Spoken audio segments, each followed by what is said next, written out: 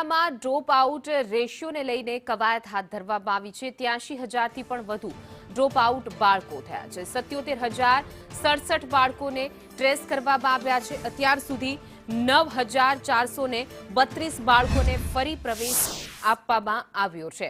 શહેર ગ્રામ્યમાં 26,662 વાલીઓ સ્પષ્ટ ઇનકાર કર્યો છે। ડ્રોપ આઉટ થયેલા બાળકોને ફરી પ્રવેશ માટે અભિયાન ચાલી રહ્યું છે। અમદાવાદ શહેરમાં 53,720 ડ્રોપ આઉટ બાળકો છે। તો અમદાવાદ જિલ્લામાં 83,415 ડ્રોપ આઉટ બાળકો છે, જેમાંથી 77,067 બાળકોને ટ્રેસ કરવામાં આવ્યા છે, જેમાંથી 9,432 બાળકોને ફરી પ્રવેશ અપાયો છે। જ્યારે શહેર ગ્રામ્યમાં 26,662 વાલીઓ સ્પષ્ટ ઇનકાર કરી રહ્યા છે, જ્યારે હજુ 6,368 બાળકોના સર્વેની કામગીરી જે છે તે પેન્ડિંગ છે। અમદાવાદ શહેરમાં 53,720 ડ્રોપ આઉટ રેશિયો સામે આવ્યો છે।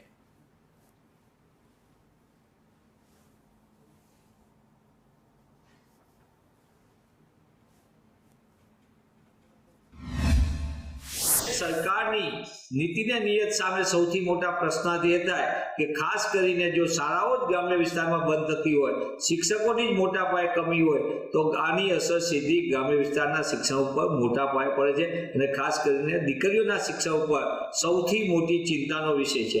ગુજરાતમાં 27.6% ડ્રોપઆઉટ રેટ સાથે ગુજરાત દેશમાં અવ્વલ ઉપર છે। Out of children in school એ પણ મોટા પાયે સંખ્યા એટલે કે દેશમાં એ અવ્વલ નંબર ઉપર છે। ગુજરાતમાં એક પણ સરકારી શાળા બંધ નથી થઈ, નંબર 1। નંબર 2, કોંગ્રેસના સમયમાં જે રેશિયો હતો કે 30 વિદ્યાર્થીએ 1 શિક્ષક, એના બદલે નવી શિક્ષણ નીતિમાં નરેન્દ્રભાઈની સરકારે સુધારો કરીને 25 વિદ્યાર્થીએ 1 શિક્ષક એ પ્રકારનો રેશિયો નક્કી થયેલો છે। સુરત, અમદાવાદ જેવામાં તો મ્યુનિસિપલ સ્કૂલો માટે લાંબુ વેઇટિંગ લિસ્ટ છે। એટલે કોંગ્રેસને વિનંતી કરું છું કે ભ્રમિત કરવાનું બંધ કરે।